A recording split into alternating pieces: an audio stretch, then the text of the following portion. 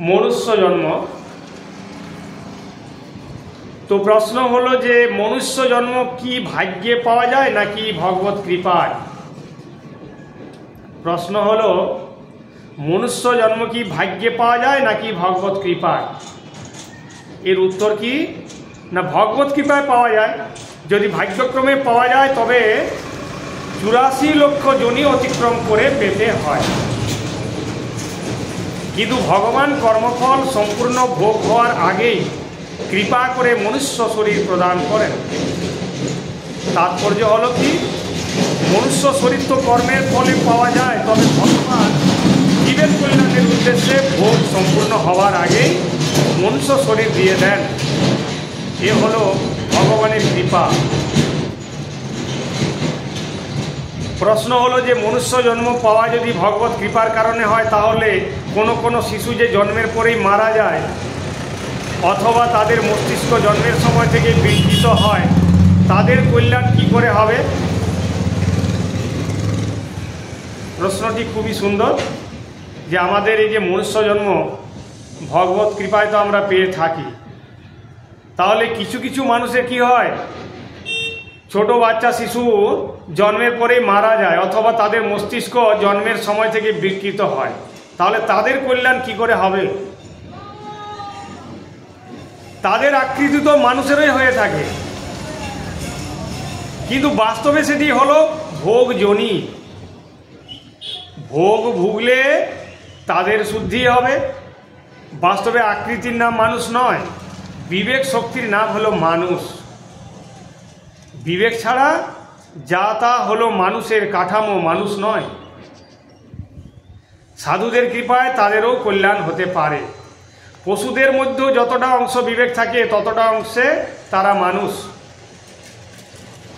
মানুষদের মধ্যেও যদি অবিবেক থাকে তাহলে তারা পশু।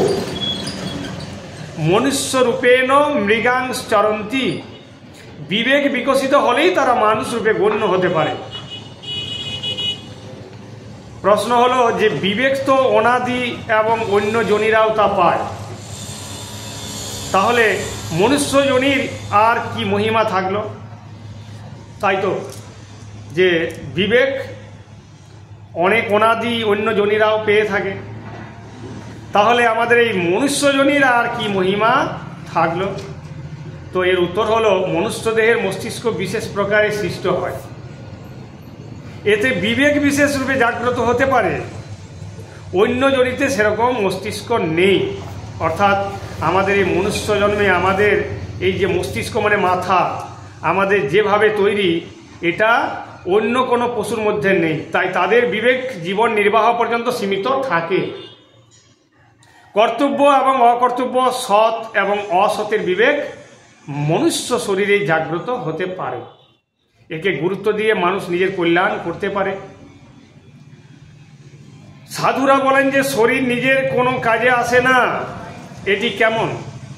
সাধুরা বলে থাকেন যে শরীর নিজের কোনো কাজে আসে না।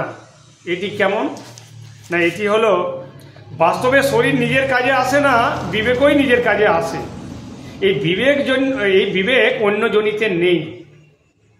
মনুষ্য শরীরে বিবেকের গুরুত্ব দিলে শরীরে আসক্তির ত্যাগই নিজের কাজে আসে, আর শরীরের আসক্তির ত্যাগ করলে তা নিজের জন্য এবং শরীরের দ্বারা সেবা করলে তা অপরের জন্য উপযোগী হয়। প্রশ্ন হলো ত্যাগ তো নিজের জন্য করা হলো। হ্যাঁ, ত্যাগও নিজের জন্য নয়, বরং ত্যাগের ফল শান্তি হলো নিজের জন্য। ত্যাগাৎ শান্তির অনন্তরম। ত্যাগ করা বস্তু অন্যের কাজে আসে। ত্যাগের ফল শান্তি থেকেও যদি সুখ নেন তাহলে তাও বন্ধনকারক হবে। তো জন্ম নেওয়ার সঙ্গে সঙ্গে শিশুদের বৈষ্ণবী মায়া ঘিরে ফেলে, তাৎপর্য কি? জন্ম নেওয়ার সঙ্গে সঙ্গেই শিশুদের বৈষ্ণবী মায়া ঘিরে ফেলে, এটি তাৎপর্য কি? বৈষ্ণবী মায়া হলো যার দ্বারা সমগ্র সংসার রচিত হয়। বাইরের মায়ার প্রভাব তখন হয় যখন নিজের ভিতর মায়া থাকে। আমাদের ভিতর কুসংস্কার থাকে, সে কারণেই বাইরের কুসঙ্গের প্রভাব পড়ে। আর ভিতরের কুসংস্কার বসেই অসতের সত্তা স্বীকার করা হয় এবং তাকে গুরুত্ব দিয়ে তার সঙ্গে সম্বন্ধ স্থাপন করা হয়। প্রশ্ন হলো যে মানুষের পতনের কারণ কি?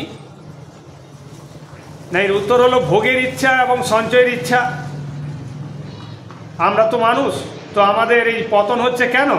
আমাদের ভোগের ইচ্ছা এবং সঞ্চয়ের ইচ্ছা, এই দুটি ইচ্ছার কারণে মানুষের পতন হয়। তাৎপর্য হলো সংসার থেকে কোনো কিছু পাওয়ার ইচ্ছাই পতন ঘটায়। হরে কৃষ্ণ, জয় রাধে।